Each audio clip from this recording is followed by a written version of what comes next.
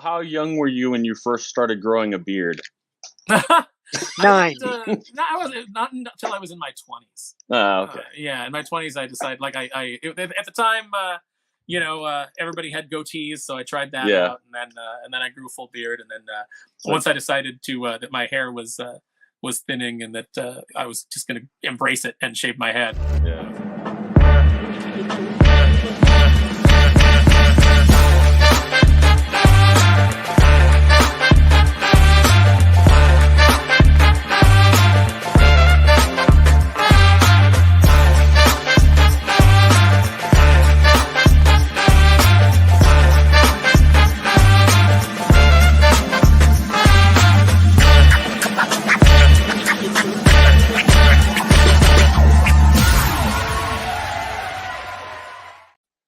Hello, welcome to another episode. We are here with Aaron Sparrow, and you can too. Aaron's motto is Aaron Sparrow, spare no arrow.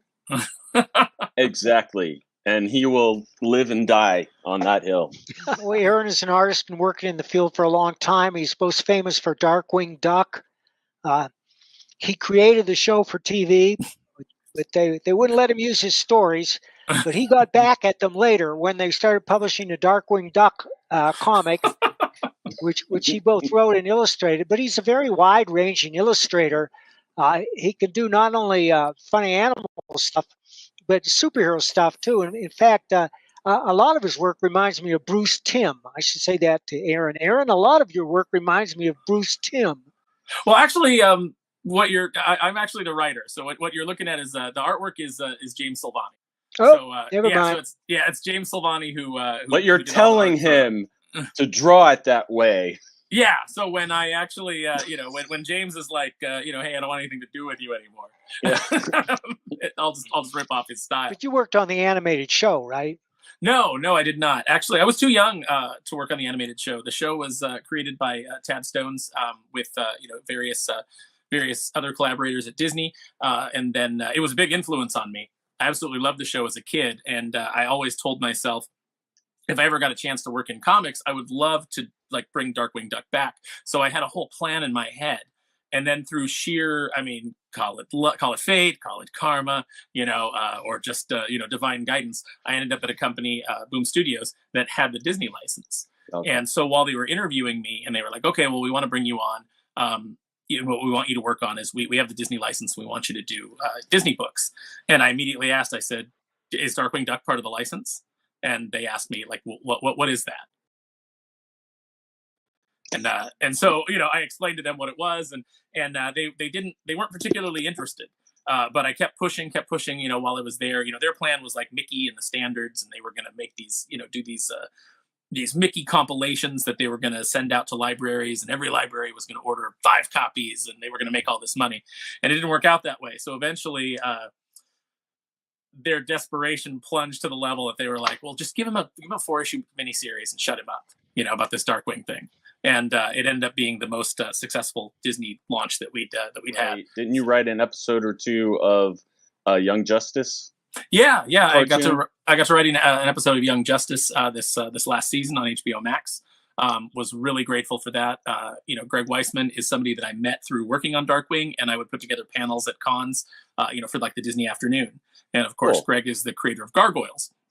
So He was always a big get for me, because it was I was a big Gargoyles fan too. And we became friends, and the opportunity came up for me to write an episode, and he called me, and I got to work with the New Gods, which is fantastic. I got to work with Rocket from Milestone. So I got to handle Jay Garrick. So just being able to write those characters was just mind blowing. So he has done some TV stuff. I have. I've done a bunch of script polishing too that you don't really get credit for. But yeah, right. You know about Carl Barks, right? Oh yeah, big Carl Barks fan. Love his. Well, the big question is, does Darkwing Duck live in the same universe as Uncle Scrooge and the boys? Tad Stones would tell you no. He would tell you that DuckTales and Darkwing are not connected. But what we did with the comic was we tried to bring it all together. And then later DuckTales 2017, when they relaunched it, did kind of the same thing and got to do it in a much more expanded version than we were allowed to. But Right. my feeling has always been, yes, Darkwing exists in the same universe as Scrooge. We put Scrooge and the boys in our first miniseries, The Duck Knight Returns. At the very end, he's called in because the company Quackworks, which has been the villain of the piece, is too big to fail. So they bring Scrooge in to kind of like set up a new board and everything. So we got to bring in Scrooge. And then even at the end of when we did the Definitively Dangerous edition, and we had to cut out a story that was published without approval and that we just didn't have the budget to fix. So we had to write a new ending for it. We brought Scrooge back in, and Great. they passed the CEO position from Launchpad to a character that we introduced, and then you find out that Launchpad actually spent a bunch of Scrooge's money, so it ends with Scrooge like smacking him with the cane. Yeah, and then when they lost the license, it went over to a smaller publisher a few years later named Joe Books, which is where we got to print the definitive version of the work, because there's a lot of shenanigans on the Boom side, so we didn't really get the proper credit. A lot of things were rewritten. The character voices weren't there. So when they came back and wanted to republish it, Disney told Joe Books, "Well, hey, can you get James and Aaron to come back and restore their original scripts?" And so that's what we did, and tweaked them a little bit, and put out a version that was much more satisfying to the fans. Does Dynamite have it now, or did they for a time? Yeah, Dynamite has the Disney license now. Yeah, I was gonna say when I was looking up stuff, yeah, it seemed like there was a lot with Dynamite on it. And in their infinite wisdom, they decided not to bring James and I back. So yeah, that's all. Yeah, they always want to work with people that they know, or yeah. And it's being packaged by like a third party editor and things like that, which is kind of how Dynamite does things. So and we weren't on his list. So the fans, there's a lot of fans that kind of like revolted, at that point. Yeah. Like there always are, and I'm always thankful for how much the fans appreciated what James and I did, and we're thinking of doing it for free. John Bernstein. Nice. Let's not be hasty. What are you working on now? So right now I'm working over at Merck Publishing. They're a publisher that does a lot of Kickstarter stuff. They've had some stuff in Lunar. Was working on Miss Meow, a book called Death Rage, which has been just a heck of a lot of fun. And then overseeing, with Joe Corallo, my editor, overseeing Born of Blood, which is another title that we do. And right now I'm currently working on a Catfight series for them, which is one of the villains. So I'm going to tell a 3-issue story with the villain Catfight. That's the name of the villain? Yep. That's great. That's a great name. I don't know why that happened. It seems like it should have been it should have been out there years ago, right? But yeah. It's just recently they were like, hey, nobody's ever used this name. When you were growing up or anything, was that like you liked? Were you more into like funny animals kind of style stuff, or did you like the superhero stuff too, or? Well, my entry into like kind of just liking comics was comic strips. So, and Garfield was really big at the time, and I discovered pretty early on that I could draw Garfield. Yeah. I could draw all of Garfield's characters, and Garfield had this superhero identity, the Caped Avenger. Right. And so I just started drawing these little like Caped Avenger comics, and they started to get more and more serious, which, it was like, I'm using Garfield and I'm creating like my own characters, but the villains are very serious and everything. And I was kind of like, what's going on? And then my gateway drug into just regular comics buying, because, my grandmother would, I'd go to visit my great grandmother, and her neighbor like loved the Archie digest. So she would give me Archie and boxes of Archie comics and Sugar and Spike from DC. And so I'd see ads for like the superhero characters, and I was really intrigued. But it was really G.I. Joe that was kind of my gateway drug into regular comic buying, where instead of just picking up an issue here and there or getting one from somebody, I started going to the Circle K or the 7-Eleven and grabbing comics off the rack, because I was reading G.I. Joe and I was loving it, and then you'd see like an ad for the X-Men and you'd be like, oh, who are these characters? So I got into X-Men. That got me into the bigger Marvel universe, and then of course all the hype leading into Batman '89 got me to start picking up Batman. And from Batman, I was into the DC universe, and I was just hooked. Cool. Yeah. My first exposure to comics was Uncle Scrooge. I had a bunch of those from, that like my grandmother would give me. And so I was really into them, but I didn't know, at the time I was so young, I didn't know how to find them myself. I didn't know where they came from. Well, how old were you? Oh God, I was probably like 5 or 6 when she started giving me comic books. What was the effect they had on you at that time? I mean, my mind was blown. It was, it's just amazing. Like, you wait a minute. You mean that I can't go see Star Wars in the movie theater again, but I can read about it every month in the comics. Oh, and, yeah. Even as a kid, like there was things that you were like, well, this is goofy. Like, and they introduced Jackson the Green Rabbit, who, I actually have a lot of appreciation for. But yeah. But at the time when you're a kid, you're like, well, this isn't, this feels weird. But you just kind of went with it. But I fell in love immediately. Oh, it was great back then when it would be 4 years in between movies or something. Oh, as far as the Scrooge comics go, very few comics have approached that level of sophistication and storytelling when it clicks on all cylinders. I mean, Carl Barks is just such a master that anybody who wants to do comics for a living, I would tell them to read Uncle Scrooge and see what that guy was doing. I think even Larry Hama, because I was hooked on G.I. Joe, I think even Larry Hama said that he bases his, like, the way he writes is kind of like based off of the influence of Carl Barks. And I'm not surprised. And when I saw Indiana Jones for the first time, when I first saw Raiders of the Lost Ark in theaters, I was like, this is Scrooge. This is a Scrooge movie. Yeah. It's a shame now, because now I'm sure, like, you try to do Scrooge nowadays, he probably has to apologize for plundering all those treasures. That'd be a wonderful premise for comic. I think they tried it at Boom after I was gone. I think Warren Spector wrote a book called Rightful Owners was the name of the arc, and he was kind of like returning some things, I think. But that's not the way I would do it. No, I don't think that's the way. I don't think that it's like I think Webby was like shaming him, and it didn't last, and the license was gone from Boom shortly after that because of some of their shenanigans. But what are you going to do? It's too bad, because Boom has made a lot of good books, but I've just heard so much about them. Not to trash talk, but it's like, man, they have some really good comics and stuff that they have put out, and just the stories I've heard from creators. I was trying to get decent page rates for our talent. Yeah. And they kept telling me, cut the rate. And I'm like, this guy's like delivering for us, and he's doing all the marketing on his own, So I was, I was kind of like fighting for creators to have, a wage that they could, live on, so that they could actually do their best work for us. And I was told that the only people stupid enough to think that they should be able to earn a living in comics are comic artists.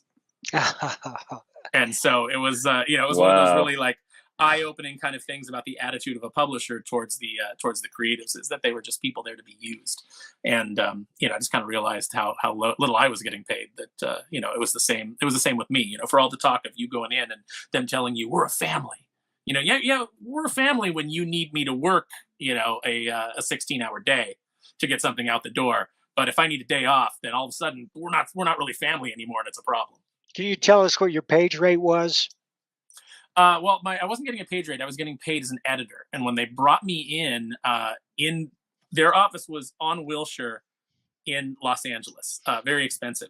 And they wanted me to move to Los Angeles, but they were paying me $30,000. But pay you crap. Yeah, $30,000 a year, and expecting me to live in LA. And I was like, I'm going to have like 8 roommates. Now, fortunately for me, I have a bunch of side hustles. I sell toys. I sell collections and things like that. So I was able to make it work just because I wanted to do comics, and I wanted to do Disney comics.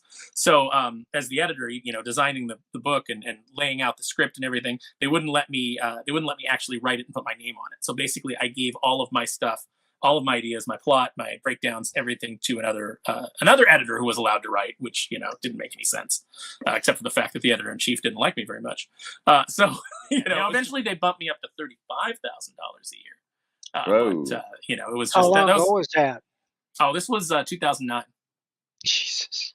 Yeah, and so I only lasted a little over a year, I think, there, and was so like burnt out and stressed out by the time I was done that I was like, never again, never again.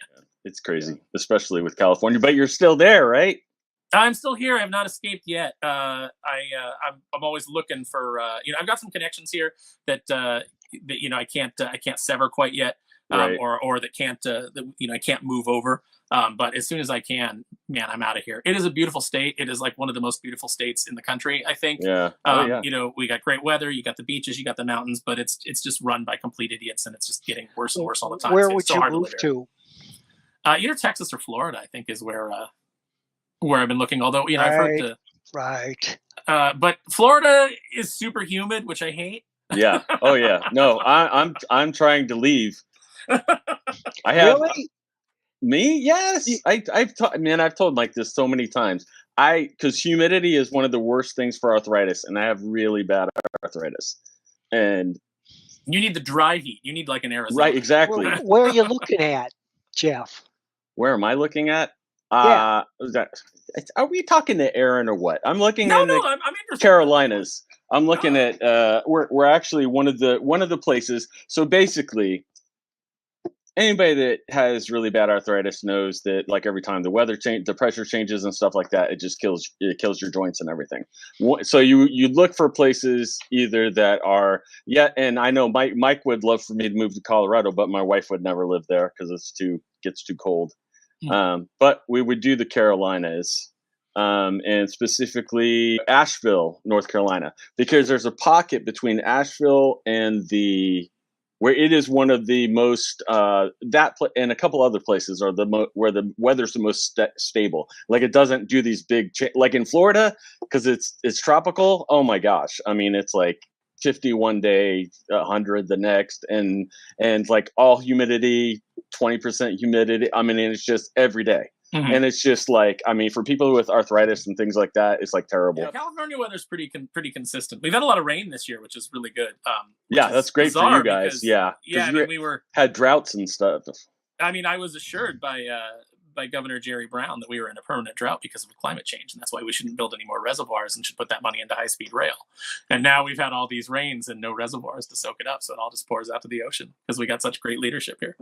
I always say this about the comics industry is, the loudest people always seem to get the most attention. And stuff, yeah. And so, the people that act like jerks and they're always the ones that everybody's looking at and going, oh man. But, and when you see people who only like exist within the comic industry bubble, they think the world is terrible and everybody's awful and et cetera, et cetera. I'm always like, if you go out and you like just mingle, fortunately, like I keep my fingers in a lot of different industries. I said, there's good people everywhere, and there's people that'll have your back, and there's, people that are, honorable and try to do the right thing, and they're in comics, they're in entertainment. You just have to look for them. But if you just stay in like a little tiny bubble, you're going to think everything's awful. With the different industries and stuff that you do, are you creating any of that? Are you selling a lot? Yeah. So I, for action figures, we do 3D custom designed and printed heads and, cool. Accessories and things like that, so that you can mix up your action figure collection. Like, here's just like right here on my desk, there's a little cool. Vampire Lord head sculpt that we did to go on nice some Mythic Legion figures. It looks like Mike. Mike took that hat off and he had that flowing mane, right? Yeah, exactly. There you go. Ah! He does. He's got a thick head of hair. Oh, I'm jealous. So I do that. Obviously I sell action figures. I do script doctoring. Just all over the place with my different hobbies, and kind of like making them my job. But that's what allows me to work in comics, is because I have so many other things that actually make money. Are those computer-generated action figures?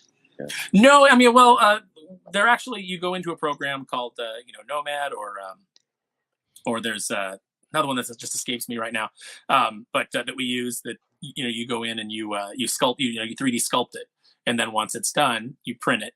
And then sometimes we cast it just for ease of being able to, produce multiples, because you don't want to tie up, even though we have like 8 printers, you don't want to tie up your printers all day, just printing. Do you do any of the design work? Yeah, I do a little bit of it. Mostly I do the art design. So like I tell the artist, what it is we want, tweak this, tweak that. But I'm actually good enough to go in and make minor adjustments on things. I'm not good enough yet to do a whole sculpt myself, but right. I'm trying to get there. With you balancing all of these different things, are you very how do you schedule it and plan it and stay focused and still get everything done? I mean, I just work continuously, basically, is what what I do. But I basically hand things off a lot, or I switch things up. So no week really looks the same. It just depends on what my priority is. So if I've got scripts that need to be done, then that's my focus. But I will occasionally, have to take a break from the script, and I might paint something at my desk, or like while I'm considering a story problem, just kind of let it churn in the background, and then when it pops, I put the painting aside and go back to writing. So I find that having a lot of different things that you can do really helps with when you get stuck in a story. You're like, well, okay, push that to the side, because if you sit there and you just in front of the computer trying to force it, I find that it doesn't happen for me. So I have to have something where it's in the subconscious, and then I'll come to the solution. Advice I give to every writer is when you run into a roadblock, you switch projects. Yeah. And so that's the nice thing about juggling multiple things is, even like, so right now, it's like I'm working on Catfight, and I finished the first issue, and then I went through it and I was like, I don't like it. I don't like what I came up with. I like this part. I like this part. I'm not feeling this. So went back to the drawing board and started over. But while I was resetting my brain, I went and I worked on a creator-owned book that I'm planning on doing. So, it kind of, it just gave me, it was just a totally different kind of book. So, whereas Catfight's very serious and kind of gory and psychological, this other book is very fun and very kind of like Venture Brothers or Johnny Quest, or, it's got a lot of those elements, The Tick. Nice. Big influence on me was Sam and Max by Steve Purcell. So that's a big influence on my humor. So, it's a book kind of like with all of those kind of influences. What's the art style for Catfight? Sexy 90s style. that's what we do at Merck. Is who's John? So Catfight, we have not settled on our artist yet. We've got a couple of people in the running. We're just waiting for some test pages back, and then we'll make our decision. But I've gotten to work with some great artists at Merck. I did with Emiliano. I don't know how to pronounce his last name. I don't want to butcher it, but I think it's Orudia. So that'll be my closest stab at it. Okay. But Emiliano, just absolutely fantastic. I get to work with Renzo Rodriguez a lot. He's actually going to be drawing my creator-owned book. And we're having a lot of fun with that. Like he's just really excited about designs and like really pushing the envelope. He's actually an artist that I will tell, you don't have to be this detailed. Yeah. And he's like, but I love it, and I'm like, okay, but I mean, like, just don't kill yourself on every single panel. You're gonna burn out. Yeah, but he's like, but man, he's got so much energy. He's unbelievable. I love working with him. And I got to work with Victor Serra on Miss Meow until he had a little bit of a medical issue and had to drop out of later issues. So I got to actually work with Nate Watson, who drew for me at Boom Studios. And then I was trying to get him from Toy Story to some of the more superhero-oriented books. But the editor-in-chief at the time didn't feel like he was, as he said it, he's not ready for prime time. And then Nate went and worked at Lucasfilm for several years, designing ships and aliens and things like that. So I was like, this was still when Lucas owned it. So it was, you don't get any more prime time than that. Yeah. So when you write your comics, do you use like what kind of format do you do? Do you do like a screenplay format, or do you do the? No, I had to do animation screenplay format for Young Justice, which was a new experience for me. So you hadn't done that. Yeah, I had not done that, but I haven't like translated that over to comics. I still write comics like I say a few years ago, but man, how long has it been since Green Lantern Rebirth? Oh wow, yeah, it's been decades, right? Yeah. So when that came out, I had a script format that I was using. But then in the back, Jeff Johns had script format. His script, yeah, he had a script in the back, and so I started emulating his script format. And the artist used to like the way Mike would do it, where he would actually draw the panels like a comic strip, and the artists would like it because they, it was closer to what they were going to be doing, anyways. But yeah. Yeah, I imagine that's the advantage of being Mike Barron is that you this is when I first started in the industry. It's how I wrote comics for 20 years. Yeah. I draw each page out by hand. But not anymore. No, I'll draw when I have to. Do you find that you'll still draw something when you're like, I really need the artist to get this? To understand yes, I do. That makes sense. Do you have a Darkwing Duck figure behind you? I do have some Darkwing Duck figures. I don't have one like right here behind me because right now my theme is half Marvel, half He-Man and the Masters of the Universe. So there's Snake Mountain and Castle Grayskull. Yeah. And and then some Marvel DC over here. Like I've got Galactus, but he's covered in Starros. So interesting. Yeah. So like this side right now, I'm just kind of like playing around with. There's just some characters standing around. There's no real theme. But no, I own a lot of Darkwing stuff. I own like all the figures from the 90s, the Quack, the Jet, the Ratcatcher, which is his motorcycle that's kind of designed after Judge Dredd's Lawmaster. Yeah, Tad Stone said that was the inspiration for that. Cool. And then I actually have a custom Quacker Jack figure that I had commissioned, 3D modeled and then printed. That's sitting waiting for me to paint it. Great. That's nice. But a lot of Scrooge stuff. Did you see the show The Peripheral? I've seen some of it. She worked in like a 3D print shop, didn't she? The main girl in that.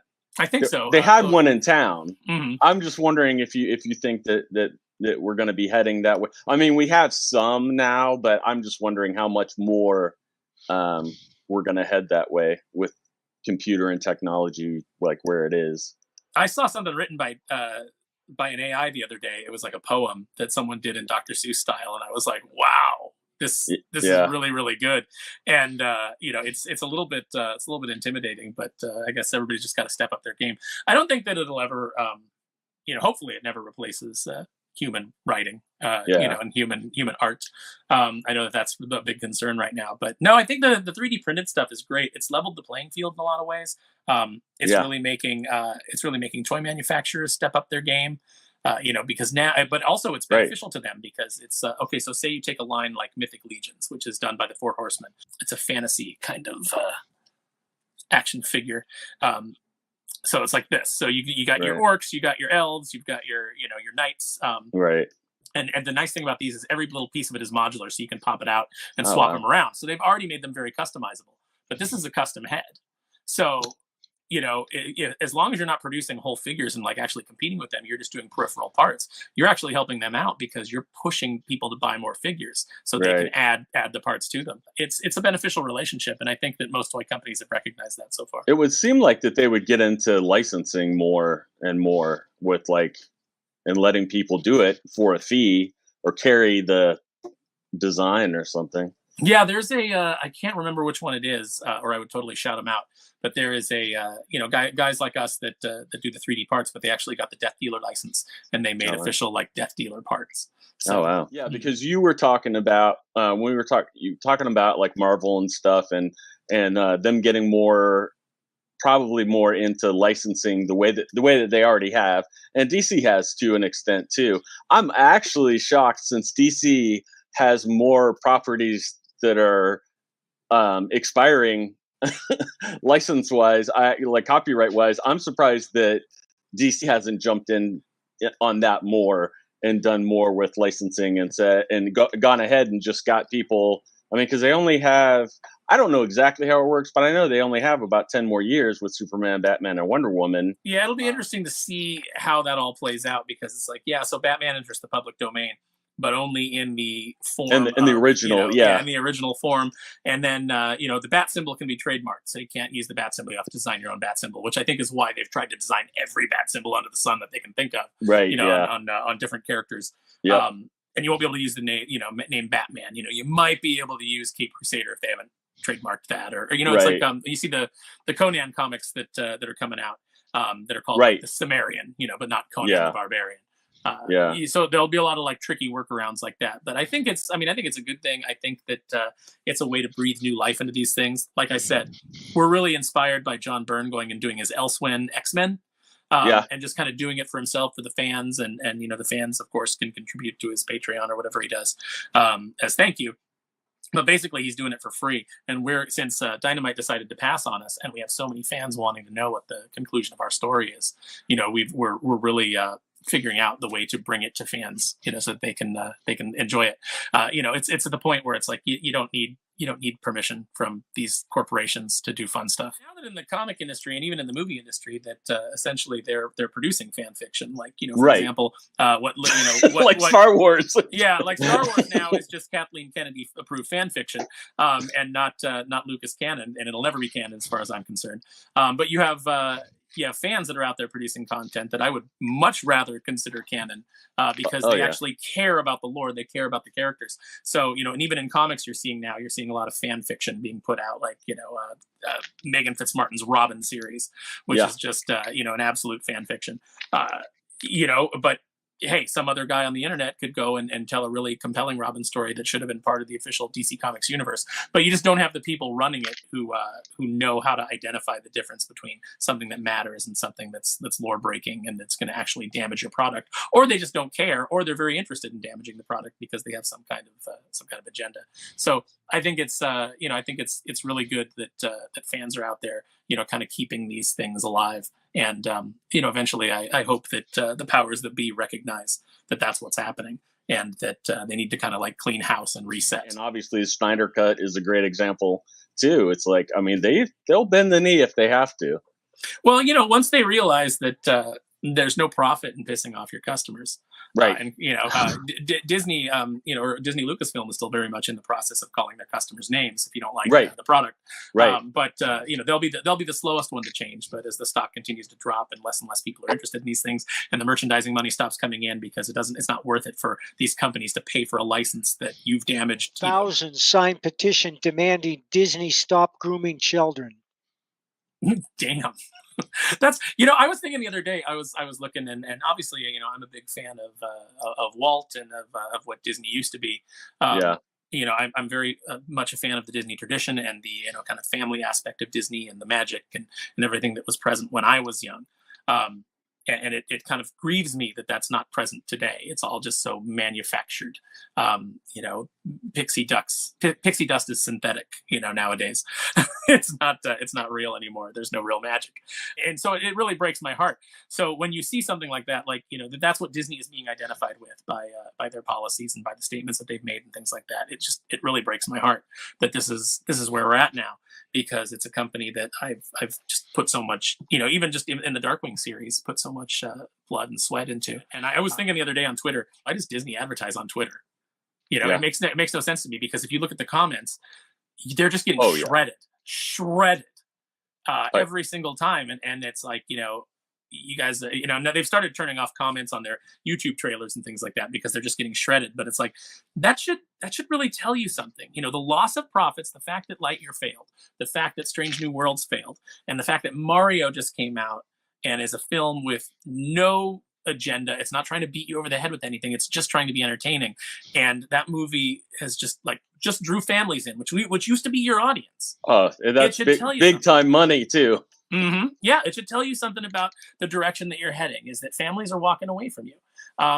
And you've got to course correct. You've got to, look, politics is the Scylla and the Charybdis. You've got to try to sail right between those, because, right now it's so polarized that no matter which way you go, you're going to piss somebody off. So you should just try to entertain. One of the comics that I liked when I was growing up was the Green Lantern, Green Arrow comic, which was kind of like a conservative and a liberal trying to work together. I just don't think we could even do that nowadays. Well, Denny O'Neil was an old school liberal. Right, He wrote those stories, of course, and they were shocking when they came out because they dealt with drug addiction, air pollution, racism. Denny was a thinking man's liberal, and he was also a writer first, so he understood good story. Right. So the stories were entertaining. They weren't just beating you over the head with a message. And, I interviewed him years later, and he said, I sometimes think that the harsh rhetoric that we used in the 60s and 70s to get things done laid the groundwork for the anything goes vituperation and bitter feelings of today. That's a very fair statement. I loved those books by Denny. It's got one of my favorite covers of all time, which is what I call the Hal Jordan being a jerk cover. Where he's just like, you always have all the. This is how it's probably not how it's intended, but I always read it this way because I always thought it was funny. Yeah. I was Green Arrow going, you always have all the answers, Green Arrow. What's your answer to this? So, it's like, my ward is a junkie, and Speedy's shooting up on the. First of all, you named him Speedy. How did you? Yeah, I know. It gave you two different perspectives, and it didn't beat you over the head with either one. It let you kind of decide, whether you kind of fell in the middle, or which character that you identified with more from their point of view. And I thought that was a great way to do it. I also felt that way about Ann Nocenti's Daredevil. Even as a kid reading her Daredevil, I was like, okay, I obviously know that she has a liberal slant. Like, I can tell. Even with my limited understanding of politics as a kid. But it was always presented in a way, like I always thought they did a crossover, Punisher and Daredevil, and it was the same story, but it was told from two different perspectives. Yeah, see? Yeah. I'll bring it around. And so, Anne's perspective, she chose to tell it from the perspective of the suspect, which I thought was interesting. And then it's got one of my my favorite lines is the guy saying, like, I got rights. But it's just like, yeah, you got rights. You got the right to bleed out on the pavement. And I was like, man, see, that was gritty stuff. I loved it. It's so hard to just have a normal conversation with people online that where you're really dealing with issues. And that also has to do with the nature of the internet, which brings Oh, out the worst in people. yeah. Well, you can have an anonymous account with a cartoon avatar, and you can say whatever you want with no consequences. Right. And I think it was Louis C.K. that I saw on a talk show, and he was talking about the fact he didn't let his daughters have cell phones or be on Facebook or anything like that. Yeah. And he said the reason was because he just saw in kids how cruel. He goes, just thinking of how cruel kids could be when I was a kid. Yeah. He goes, and now with the internet, he said, if you said something mean to somebody who's standing in front of you, and then you kind of see like the pain on their face, if you have any kind of empathy or things like that, right, that's gonna get to you, and you're gonna feel, oh man, I shouldn't have done that. Yeah. But on the internet, it feels great.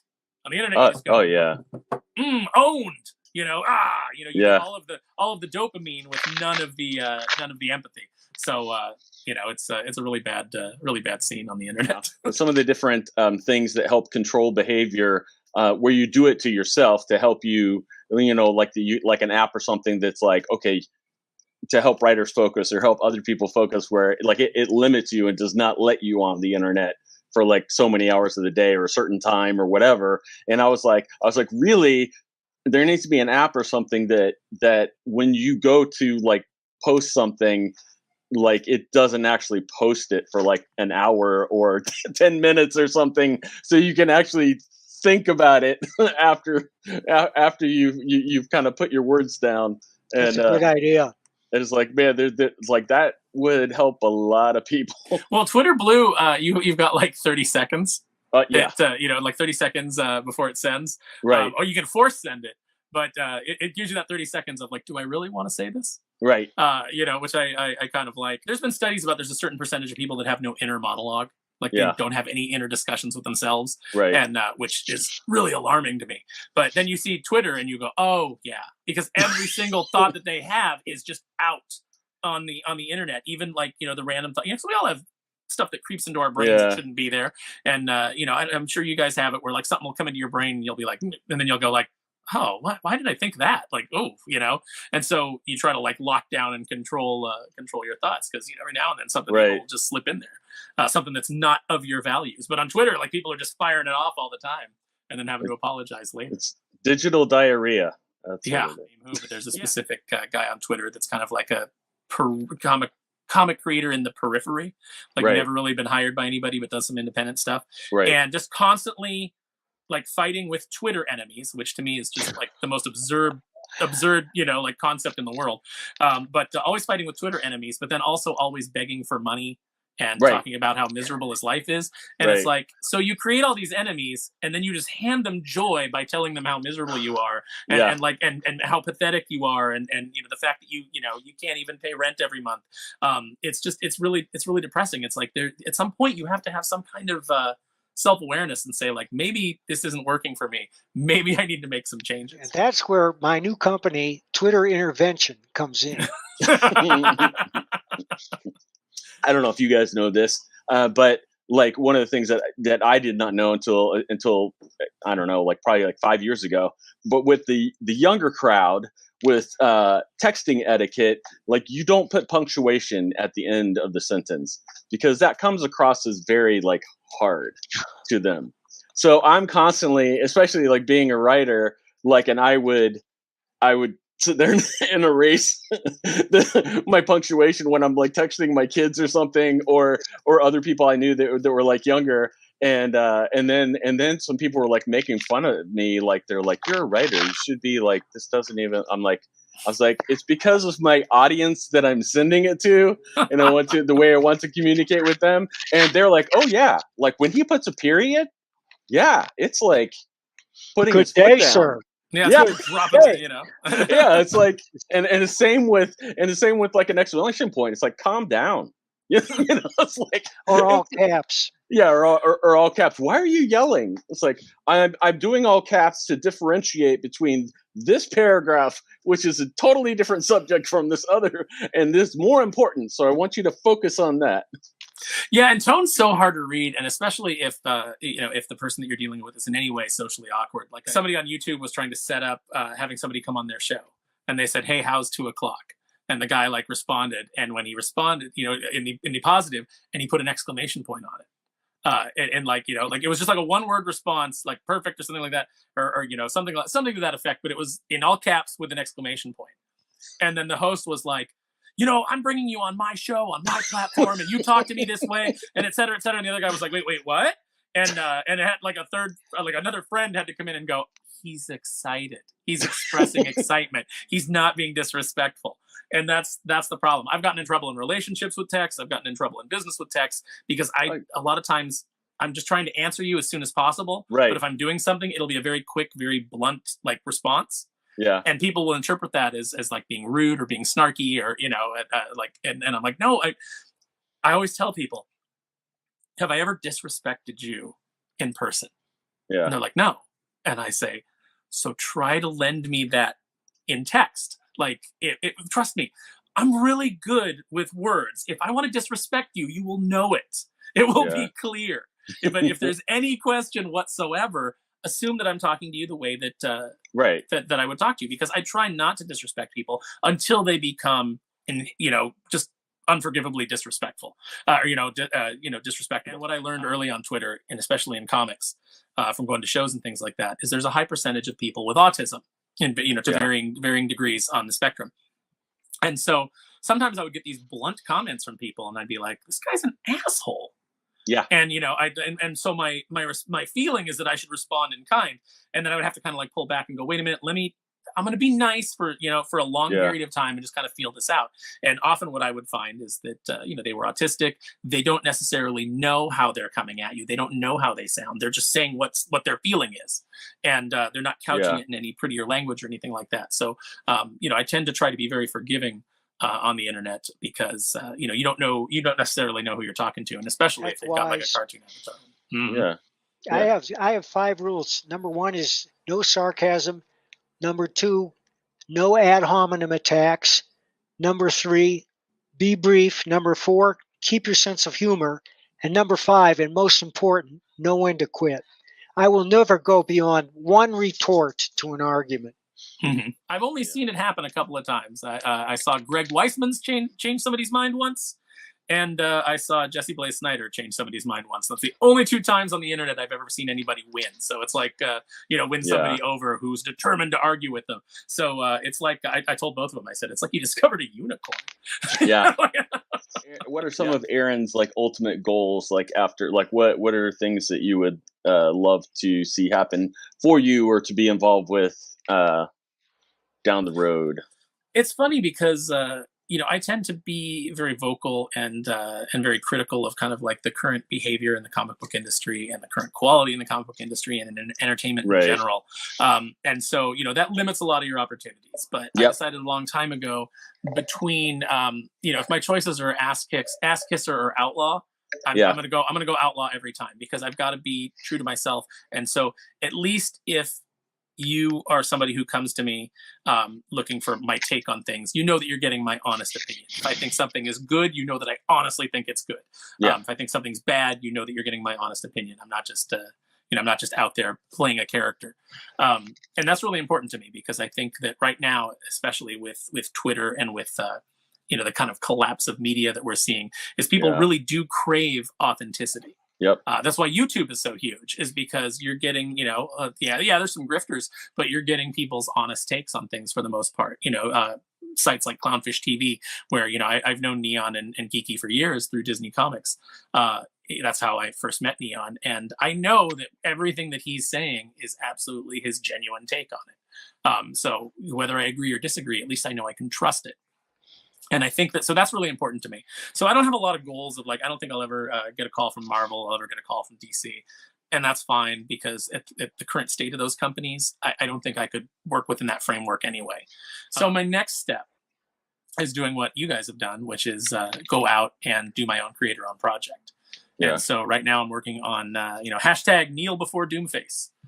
Check it out on Twitter. We've got a bunch of character designs out there. Renzo and I are currently working on the book. We're getting it ready for what's that address again, Aaron? It's hashtag Kneel Before Doomface.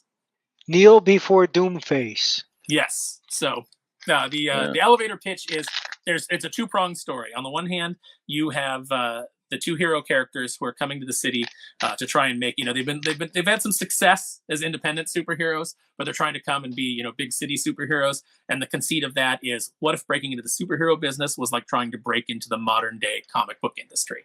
So they have to face off with a lot of superhero gatekeepers and all that nonsense. So that's a lot of fun. We're getting a lot of comedy mileage out of that. Should be a video game. Well, the character designs definitely lend themselves to it. Yeah. And then on the other hand, we have Doomface, who is a villain that was banished in the 1980s, who, we have a great character design by Tim Lim. I gave him a bunch of reference, and he came back with he just nailed it.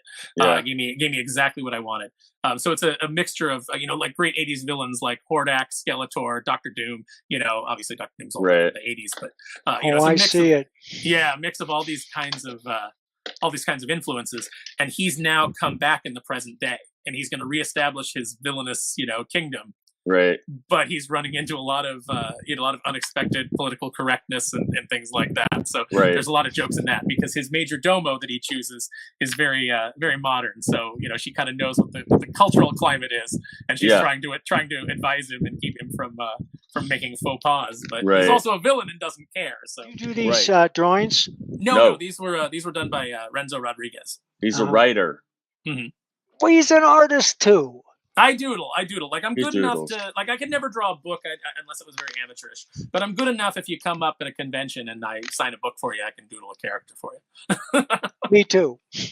Are there any other places that you want people to check stuff out, or that you like people to follow you and stalk you on social media? Yeah, I'm on Twitter right there, as on my picture there. That's my Twitter address. Okay. You can follow me on Instagram at just Aaron Sparrow, all one word. I post a lot of toy stuff there, so if you're more interested in that stuff, I do post toy and comic images over there, and occasionally, pictures from when I'm out at a convention or doing something fun. Yeah. And then I'd also recommend go over and check out SilvaniArt.com. James is my artist on Darkwing. He's we're working on Doomface together. He's not drawing it, but he is going to do some supplemental art, some covers, some things like that. And he'll be who I'm doing more Darkwing with for free for fans to who enjoyed our series and want to see where it was going. You can check it out. It'll eventually probably be over at Silvani Art, so check him out too. You still doing some YouTube shows with your buddy? Yeah, so we do. I'm on Thinking Critical a lot with Wes, so you can look up that YouTube channel. We talk about the various goings on in the industry, and then lately I've been doing the Sunday Night SmackDown with Max Von Priestley. I think we're making that a regular thing. So cool. If you go over and check out MVP's channel, Max Von Priestley, you can find me there. Try to pack everything with infotainment. Yeah. No, I appreciate it, because it seems like a lot of things are heading the licensing way, so it's like things like that are a worthy discussion 2 minutes to be having. I like the idea. See, in my head canon, Mike is like an international assassin. Oh yeah. And he's just like 2 minutes, That was Vale my Eric. Yeah, and then you'll just walk over to a window with a sniper rifle and be like, okay, done. Yeah. He's back. Uh-oh. Fail. 2 real minutes. Oh, I didn't you hear me say 2 minutes? Yeah, I we're just wrapping up this live stream here. I'll be with you in 2 minutes. I just want to. Did you send me a link to the Saints thing? I'm not sure, but I will when I get off. Please do. I will. Thanks. You bet. It's like, Val, don't say anything off color. We can all hear you. Yeah. Did you hear him? Yeah, we could. Yeah, because you had it right next to your microphone. Right. Yeah, so we should have talked to him, but whatever. Okay. Didn't we interview him? Yes, we did. Oh, we did. Oh, yeah. We did. Yeah, we talked to his film buddy too. Right, that's right. So you could have been like, Val, we're on with the Darkwing Duck Yahoo. Do you have anything you want to say?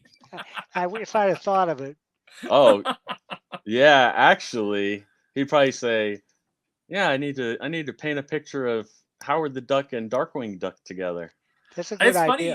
at the time that we were doing Darkwing at Joe Books, Chip Zdarsky was doing the Howard the Duck series, and I would tweet as a joke that we should do a crossover, and I don't know if he was joking, but he would tweet back, "We should," And I ran into him at a con years later, and he was a lot of fun. So yeah, I guess that's it. We'll just watch Mike's dog walk into off into the distance. No, I've actually loved that. I've loved watching the dogs in the background. They're fascinating. Yeah, they don't care that you're doing a live stream. They're like, yeah, just dragging that dead body across the there. Well, thanks so much for having me on, guys. Thanks, I really Aaron. appreciate it. All right, absolutely. Have Thank a great you. Day. Bye.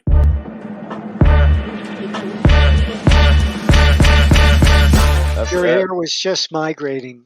Yeah, it just all came down here. Unfortunately, as you get older, it migrates to your ears and your eyebrows. So every now and then, I'll like walk into the bathroom in the morning, and I'll have just gone overnight. I'll have just gone full Christopher Lee,